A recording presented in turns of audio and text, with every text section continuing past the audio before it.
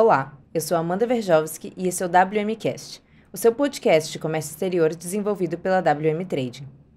Hoje nós vamos falar sobre um tema bem polêmico e que vem gerado muitas dúvidas entre os nossos clientes e os nossos parceiros.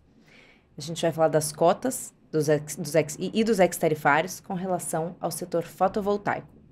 E para isso, a gente convidou uma pessoa que tem muito domínio sobre o assunto, Daniel Pansarella. Muito obrigada por ter aceitado o nosso convite. Daniel, que ele é coordenador do Grupo de Trabalho de Tributação e Logística da AB Solar, que vem encabeçando diversas comunicações junto com os órgãos competentes a respeito desse assunto. Então, Daniel, muito obrigada por ter aceitado o nosso convite. É um prazer ter esse bate-papo com você e queria que você se apresentasse um pouquinho para os nossos espectadores. Obrigado, Amanda e a WM Trading. Vocês são inovadores, primeiro grupo que começa a discutir esse assunto com a gente. A Absolar está participando de várias discussões junto ao governo, CAMEX, DSEX, MIDIC, Inmetro e diversos outros órgãos para falar de tudo que é normativas para o setor fotovoltaico. A Absolar tem essa missão de apoiar o setor. E nós, no grupo de trabalho, nós éramos uma força-tarefa, agora virou um grupo de trabalho, oficialmente. Eu tenho lá a Ana Martinez, que é a minha subcoordenadora, que me apoia em todas as discussões junto aos órgãos, né, do governo. Tem todo o time técnico da Absolar também que nos apoia, sempre com o apoio do Rodrigo Sawaia, que é o nosso presidente executivo, né? A gente tem conversado bastante com os órgãos do governo para defender o setor. Então, a gente tem feito uma conversa franca, direta, transparente. Muitas vezes o governo convida a gente para essa discussão. Eu sou uma pessoa que já está no setor fotovoltaico há 12 anos. Eu venho desde a fundação, no primeiro projeto de geração centralizada eu participei, no segundo, no terceiro, nos vários primeiros projetos, já participei de algumas companhias no setor. Hoje eu estou como responsável de uma empresa do setor fotovoltaico, fabricante de módulos fotovoltaicos, e eu sempre busco trazer toda essa experiência para a Absolar e também o conhecimento que a gente tem com relação à legislação, né? O primeiro ex-tarifário, lá atrás, em 2013 e 2014, foi feito pela Enel Green Power, que eu era o responsável naquele momento.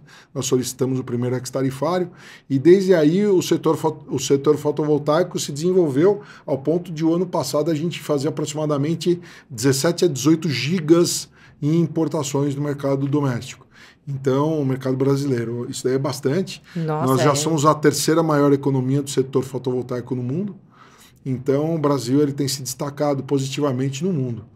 Com certeza, a gente vem ganhando, né, um destaque internacional, inclusive na própria SNEC, que a gente esteve juntos. Então o Brasil ele é muito relevante e eu vejo que os fabricantes eles também moldam um pouco da sua fabricação para atender esse mercado, que está em constante expansão. E falando especificamente dos módulos que você mencionou, eu queria que você falasse um pouco. A gente está se aproximando do fim do primeiro período das cotas do setor e a gente vem acompanhando uma queda de ex-tarifários, assim, vigorosa, né? Então, a cada novo decreto, a gente vê queda de um número significativo de ex-tarifários que são usados ainda, né, para módulos atuais no setor. Então, eu queria que você desse um panorama geral de como foi esse primeiro semestre, e falasse também, pincelasse sobre o saldo, né? Então, se houver saldo, o que vai acontecer? O que os importadores podem esperar para esse próximo período com relação às cotas? O processo de cota é um processo que a gente tem discutido bastante com o governo, principalmente com o MIDIC, né? Que, na verdade, ao invés de ser um processo de industrialização, esse processo de cota está sendo um processo de desindustrialização. Por quê?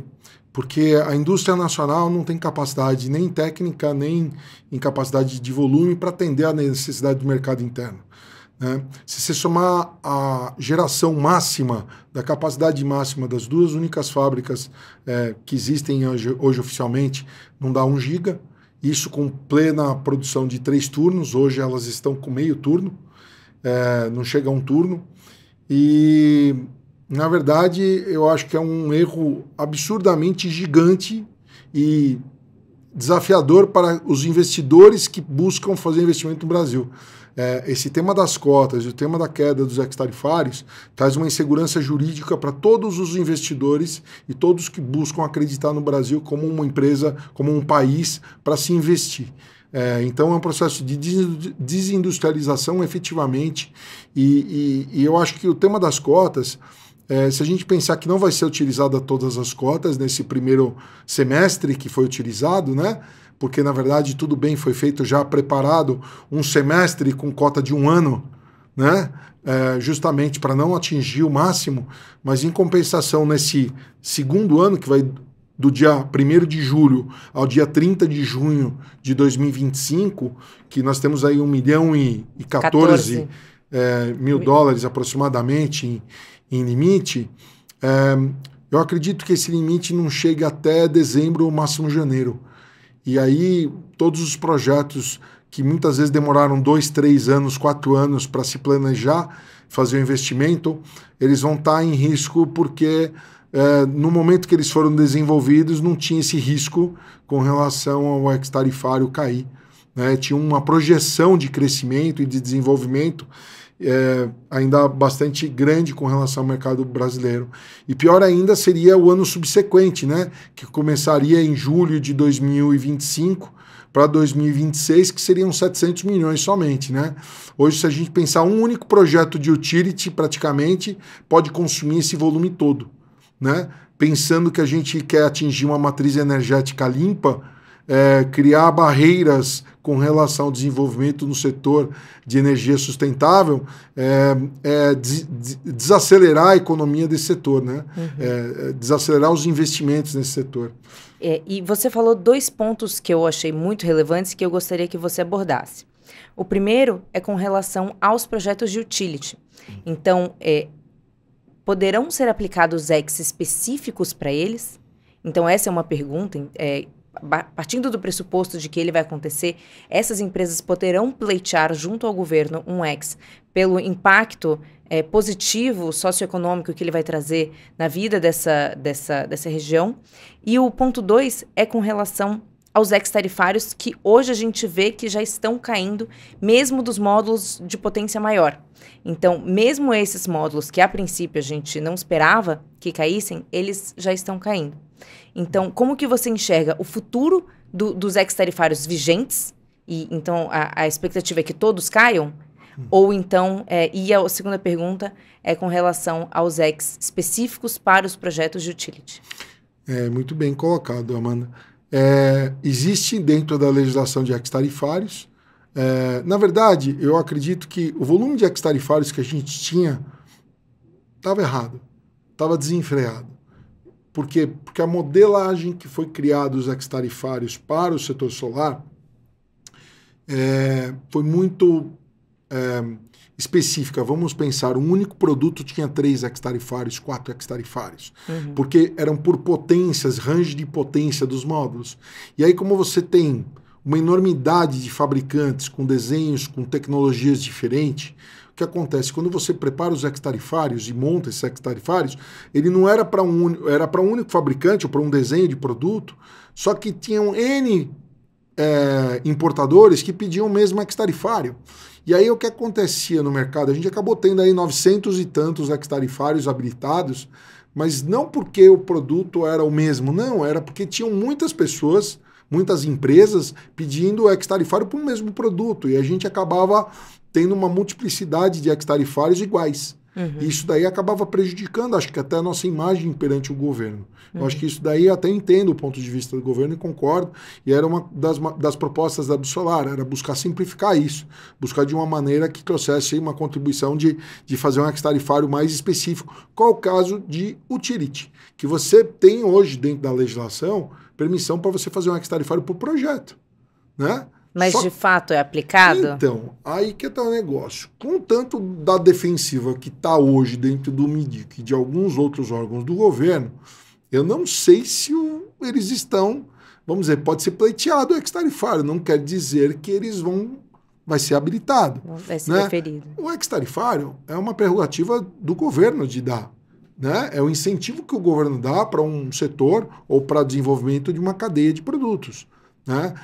Eu acho que essa cadeia ainda não está madura. Né? Que nem aconteceu em países da Europa, que quando o governo interviu da maneira que nós estamos vendo a intervenção hoje, o mercado decaiu de maneira abrupta. E os investidores se afugentaram do mercado. Que em alguns momentos, isso daí é o que a gente viu ano passado. O ano passado nós tivemos uma fuga de investidores devido à falta de segurança jurídica. A partir do momento que a gente viu que entrou as cotas, teoricamente voltou uma segurança jurídica temporária para se fazer investimentos. Não quer dizer que essa segurança jurídica está plena para que os fundos de investimento internacionais e nacionais acreditem no setor. Não quer dizer que o setor não esteja indo positivamente. O que ajuda muito a decadência do preço. Caiu muito o preço do produto. A gente está trabalhando hoje com preço 1/3 do preço de que já foi 1 ano e meio atrás. Então, quer dizer, isso daí barateou muito os custos. Né? Então, é um setor que também está trazendo um avanço de tecnologia muito grande. Né? O nível de tecnologia, de investimento em P&D, por exemplo, uma das fábricas que eu trabalho, do grupo que eu trabalho, foi construir uma fábrica de 35 mil metros em 6 meses, com capacidade de 10 gigas de produção de módulo e mais outros 10 gigas de célula. O Brasil, infelizmente, não tem a segurança jurídica para ninguém fazer um investimento desse tipo. Se você observar, nós não temos nem a tecnologia. Por exemplo, nós não temos a tecnologia para a fabricação do vidro, nós não temos a tecnologia para a fabricação da célula, do wafer e nem do beneficiamento do silício. A única tecnologia que nós temos para a produção de um módulo seria o alumínio, para fazer o frame. Nem o plástico que vai no backsheet, na parte traseira de alguns módulos, nós usamos esse plástico no Brasil. Então, a questão da indústria é você desenvolver a indústria como um todo. E é uma indústria que tem que ser desenvolvida em 10 anos, não de um ano para o outro. Nós não conseguimos em 2 anos criar uma indústria, porque você requer... A China demorou 50 anos para desenvolver essa indústria. Os Estados Unidos está agora tentando também com alguns tipos de trabalho, mas lógico, o mercado americano está tendo que pagar 40% a 50% mais caro o produto para poder ter um produto nacional. É uma questão de desenvolvimento. Se você observar, isso, todas as economias mais protecionistas estão tendo que fazer esse tipo de coisa. Então, assim, eu acho que, por exemplo, no caso de projetos, se a gente conseguir fazer com que projetos tenham acesso ao ex-tarifário, é uma vitória para o governo, para a sociedade, porque nós vamos ter uma energia limpa. O mercado que gera emprego mesmo é a geração distribuída. Geração distribuída são milhares, centenas de milhares de instaladores, que é o cara do ar-condicionado, que é o cara que instala a geladeira, que instala o refrigerador, que instala a internet, que esse cara tem uma possibilidade a mais de se qualificar, primeiro, que eu acho que qualificação é uma das bandeiras que a gente traz. Logicamente, a gente quer entrantes dentro do setor fotovoltaico, mas com qualidade. Então, as empresas e os distribuidores estão buscando trazer esse tipo de conhecimento na área de geração distribuída para qualificação, para que também esse setor possa se desenvolver na instalação, que é um setor que emprega milhares de pessoas. Milhares. Não sei se estão conseguindo enxergar que o ano passado nós caímos para no mínimo uns 30%, 40% do volume que ia ser o ano passado. Poderia ter sido muito maior. Esse ano nós estamos voltando aí na Mornos, né, para o mercado. Alguns projetos de utility começaram a sair do papel de novo. Outros projetos, se a gente observar, foram 10 gigas, mais de 10 gigas no dia do perdão ano passado.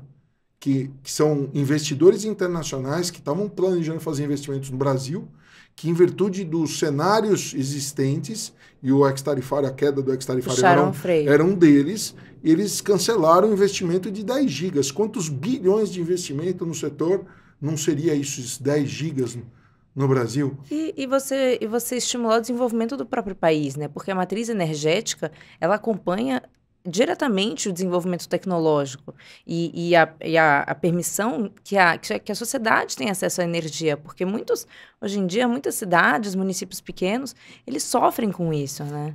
E vai crescer mais ainda a questão do storage. É uma coisa que a gente ainda vai ter. Que na China a gente viu muito, né? Na China a gente vê a eletrificação dos carros, das motos, trouxeram um silêncio para a cidade absurdo. As pessoas precisavam de tirar vamos dizer, o estigma de pensando que China é um país subdesenvolvido. Aquilo lá, ela já passou qualquer país do mundo em desenvolvimento. Você vê eles destruindo uma cidade para construir outra. Trens a 300 quilômetros por hora, e você faz uma viagem de 400 quilômetros em 1 hora e 15. A China é uma coisa impressionante. A cidade não tem um lixo. Limpa a cidade. E segura, né? Segura. Você participou também dos eventos lá. Eu andava 1 hora da manhã, meia-noite, no meio da cidade, e me sentia super tranquilo numa cidade desconhecida. Isso é uma coisa nova também, né? Então, acho que assim, não tem que se considerar... A China é o maior parceiro comercial do Brasil hoje. É um dos maiores parceiros comerciais. Assim como nós compramos tecnologia deles, eles compram muita coisa do Brasil, muitos produtos acabados, semi-acabados, minérios e alimentação. O Brasil é o berço do mundo. Então, assim, o setor fotovoltaico não pode ser prejudicado por uma visão míope de que a gente está comprando tecnologia puramente. Se a gente quiser se desenvolver, ninguém consegue desenvolver um nível de tecnologia necessário para dar o custo, o nível de custo. A gente faz somente montagem no Brasil. Nós somos uma simples montadora se a gente montasse uma fábrica aqui. E assim, alguns dos fabricantes, eu até fico consternado por eles, os fabricantes nacionais. Eles conseguiram ter o PADIS a muito custo, que é um tipo de benefício para a restituição de impostos pagos na importação, mas e investimentos que eles fazem. Mas assim, de verdade, é muito difícil você chegar e conseguir fechar a conta. E ainda mais a gente vive num momento de logística internacional super cara. Containers hoje... nesse momento aí, na ordem de 7, 8, 9 mil dólares um container. Dependendo do estado, até mais, né? Então, a gente tem que pensar que, na verdade, o tema do ex-tarifário é uma maneira de você incentivar um setor se desenvolver. Né? Não é uma obrigação do governo dar o ex-tarifário. Sem dúvida. Mas sim fazer um planejamento com relação ao desenvolvimento do setor.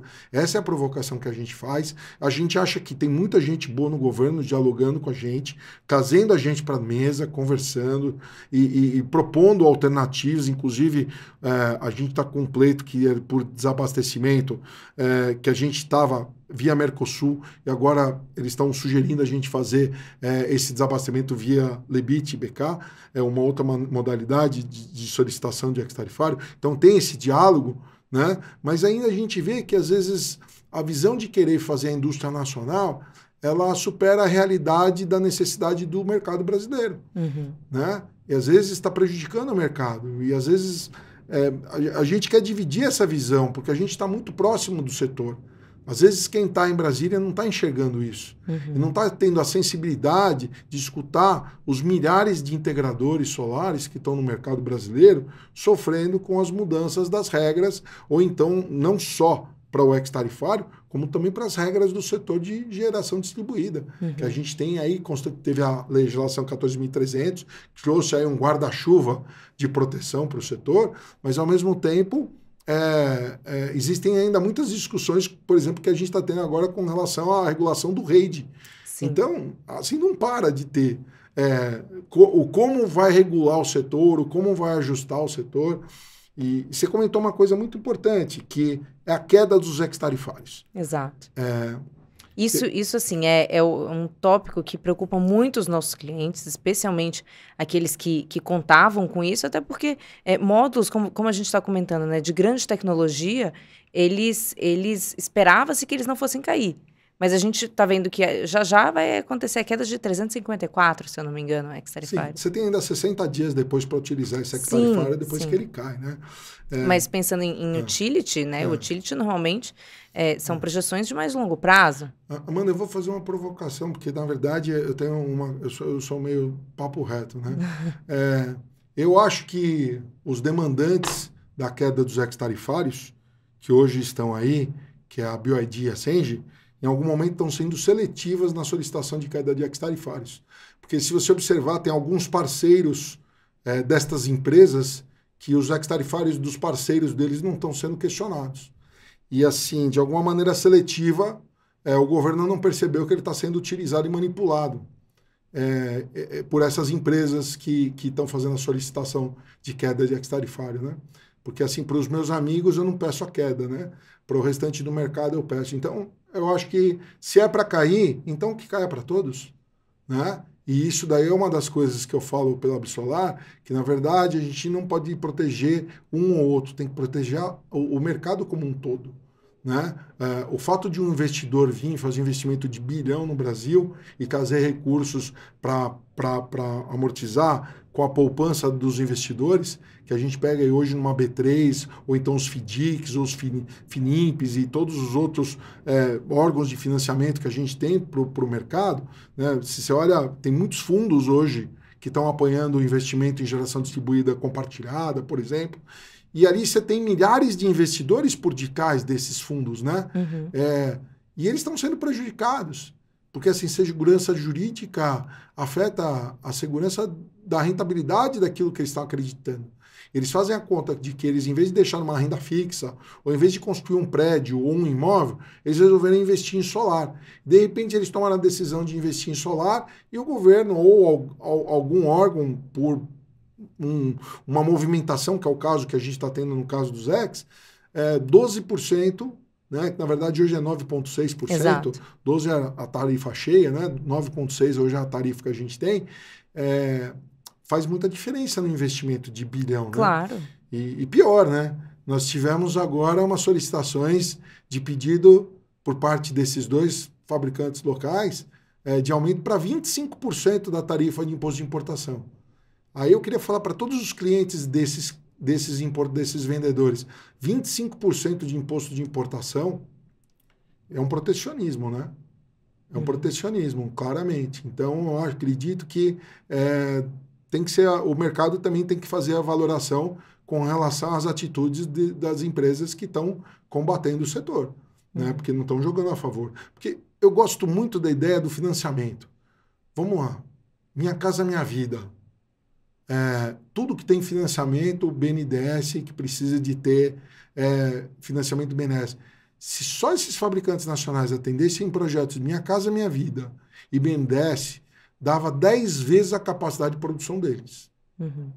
Se em vez de tirar o ex-tarifário daqueles que estão fazendo investimento em projetos sustentáveis e que tenham rentabilidade para os fundos de investimento, investidores, e por que não vamos trabalhar o produto nacional de uma maneira social? Né? Colocando esse produto no telhado das casas populares, dos programas de geração de energia remota em áreas remotas. Por exemplo, a gente vê modelos de bombeamento solar para geração de água, para puxar água. Não dá para usar esse produto que... Não vou te criticar o produto ele tem o seu nível de qualidade. E assim... O governo não entende que existe uma questão de bancabilidade internacional. Os investidores não conseguem colocar bilhões de investimentos numa fábrica que tem 1, 2 anos, 3 anos no máximo de capacidade de estruturação, que não tem a longevidade dessa fábrica e a robustez financeira desse fabricante não atende ao perfil dos fundos de investimento internacionais. Então, não é que o investidor não quer usar o módulo nacional. É que esse módulo nacional, da maneira que está desenhado, não atende aos padrões internacionais dos investimentos que estão sendo feitos. Uhum. Então, assim, não é querendo jogar contra, porque, na verdade, eu sou brasileiro. Eu quero que a indústria nacional se desenvolva, mas que se desenvolva dentro do espaço que ela tenha aberto. Uhum. Tem aí inúmeros projetos de telhados do governo, Correios, Banco do Brasil, Caixa Econômica, tribunais superiores. Todos esses lugares podem ter beneficiado, usar o módulo nacional com algum tipo de benefício. E eu não vi o governo defender esse tipo de situação. E que seria uma forma de disseminar melhor essa cultura, né? E fortalecer esse olhar até nas próprias residências, na residência de cada uma das pessoas. Com certeza. E usar a energia solar como uma forma social, né? Claro. De que todo mundo possa ser o autogerador da sua própria energia.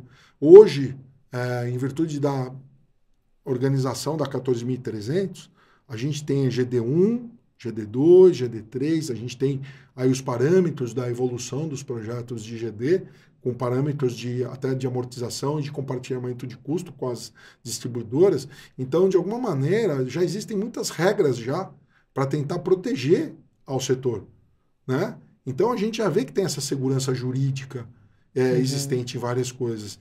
Né? E eu acho que assim, por exemplo, o próximo 1,18, 1,14, né, milhões que a gente vai ter para o próximo período, antes de janeiro já acabou. E a gente pensando que tem 30% que tem uma gama de empresas que elas podem utilizar. Né? Isso é um ponto, só te interrompendo, que eu queria que você falasse. Caso essas empresas, desses 30%, não usem toda a sua cota, que vai acabar agora no dia 30, o que acontece? Passa para frente? Essa cota acaba. Até onde eu sei, só foi publicado o edital com relação ao primeiro ano. Com relação ao segundo e o terceiro ano, foi publicado os valores de expectativa, mas não saiu a publicação final ainda. Com relação a vigorar a regra. Porque o governo nessa questão foi bastante inteligente e ajustado de deixar em aberto para uma revalidação depois de um ano. Então, quer dizer, eles colocaram lá um valor alto para os primeiros 6 meses, que eu acredito que nós não vamos utilizar tudo, eu acredito que a gente chega aí perto de uns 80% do volume. A gente não sabe qual é o volume de importação efetiva, né? A gente vê baseado em números que a gente consegue de mercado, de expectativa, né? Mas assim, eu acho que foi acertada essa abertura, porque eu acredito que numa nova publicação eles podem ampliar essa cota ou mudar esse volume de cota. E seria muito esperançoso a gente esperar essa revalidação, por exemplo, em dezembro ou janeiro desse ano, que é quando você imagina que o segundo período de cotas se esgote? Eu acredito que eles tinham que fazer isso daí antes de iniciar o volume de cotas, né? Eu acho que isso daí tinha que ter essa publicação oficialmente, eu acho que teria que ser antes da virada de julho, né? Então a gente tem, assim, uma semana, né? Eu imagino menos que de uma deve semana. estar sendo estudado isso dentro do governo, essa publicação. E assim, o que a gente pedia era uma transição mais suave. Eu acho que do modelo de cotas que veio, é um primeiro caminho. Não estou falando que está ruim, que está errado. Né? Só não está atendendo a necessidade efetiva no mercado. A gente pedia um negócio que fosse mais suave. Né? E de verdade, eu percebo que o governo precisa de arrecadação. Só que o nosso setor tem arrecadado muito dinheiro, seja em EPC, nas empresas que estão contribuindo na geração de emprego, na geração de outros produtos derivados, que não é só o modo. A gente tem inversores, tem estruturas de aço, de alumínio, tem cabos, todas as outras partes elétricas, os conectores. A indústria é feita de uma gama de universo de outros produtos. Só o módulo, que era o mais representativo, hoje já nem é. Hoje o módulo ele representa aí 25% do investimento, praticamente, do CAPEX. Antigamente era 50%. Pela queda, né? Pela queda do preço do produto. Então, já trouxe um benefício, né, para os investidores e para os projetos, né? E ainda assim, o que prejudicou muito também o Brasil no último ano foi o financiamento, né? A gente vê que as taxas de juros, o custo da energia, foram 2 fatores muito relevantes na definição de novos projetos. A gente vem agora para uma época de inverno, né? Pós-inverno vem seca. Aí pode vir a falta de energia. Qual a energia mais rápida de se implementar? É a solar. Você, em muito pouco tempo, você coloca ela implementada, né? E a gente tem, assim, áreas que usualmente poderiam não ser usadas, porque eventualmente não são férteis, então, para uma produção agrícola, e que, uma vez que você instale esses equipamentos, você otimiza e você gera renda a partir disso, né? Eu acho que, na verdade, os telhados, né? Eu gosto muito da ideia... Ainda tem os telhados. Eu gosto muito da ideia, que o próprio governo tem essa ideia, eu acho uma ideia legal, de colocar os telhados populares com a distribuidora depois remunerando o cara que é dono desse telhado, eventualmente num sobressalente de geração de energia, né? Porque imagina, ele além de não pagar energia futuramente, porque quando ele comprou Minha Casa Minha Vida dele, ou então aquele imóvel popular, ou o que seja, ele ainda vai conseguir, por exemplo, ter uma receita eventualmente, já pensou? Isso daí na Europa tem legislações apropriadas para isso, né? Eu acho que a gente ainda não tem esse grau de maturidade ainda, né? Mas assim, como um brasileiro, eu gostaria de que a gente chegasse aí. Claro. Eu acho que o futuro do solar vai estar nos telhados. Fora, lógico, os grandes projetos, a gente não vê grandes projetos de hidro Porque um projeto de hidro demora 20 anos para você conseguir todas as licenças ambientais. A velocidade de fazer um desenvolvimento de projeto É muito de mais hidro é longo. muito mais longo. Então, assim, o solar é uma coisa que é muito mais rápida, fácil de implementar. Se a gente colocar que a matriz energética brasileira até 2050 deve ser uns 40% da energia solar no Brasil, é bastante agressivo um negócio desse, né? Isso que nós somos já um dos países mais sustentáveis do mundo, que a nossa Em matriz termos de fonte de energética é matriz hidro, energética, exato. né? A eólica também ganhou durante... Ganhou um espaço gigante. Eu Exato. estava no eólico também, eu já trabalhei com eólico no início da carreira. E assim, eu acho que os dois são complementares. Claro. E até a bateria vai vir para dar, vamos dizer, a cereja do bolo, a né? estabilidade para a rede. Né? Porque gostam de falar que eventualmente tem aí uma variação de instabilidade na rede. Então, é uma evolução atrás de outra, é até tecnologia. Então, quer dizer, você cortar a capacidade de crescimento de uma tecnologia e frear ela, você pode estar freando todo um desenvolvimento de um setor. Né? Essa é a chamação de atenção que a gente dá para o governo, porque no final a gente está querendo buscar a segurança de energia, segurança energética, né? E a viabilidade econômica, porque tem gente que acredita. A gente tem que proteger essas pessoas que acreditam, né?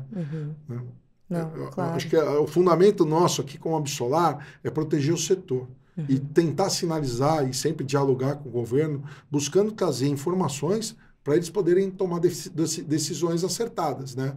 A gente faz esse chamamento mesmo porque a gente entende que muitas vezes a pessoa que está lá, ela não entende do que está acontecendo na ponta. E às vezes a gente precisa de fazer as sinalizações. E às vezes tem muita gente que também está do outro lado, vamos dizer, o grupo cinza, falando uma historinha diferente, né? E a gente tem que ir lá fazer a defesa de mostrar que, olha, nós somos verdinho, né? A gente está buscando dar sustentabilidade. Então, tem essa dificuldade também que a nossa indústria também não é tão rica, né? Eventualmente a indústria cinza tem mais dinheiro também para trabalhar as informações.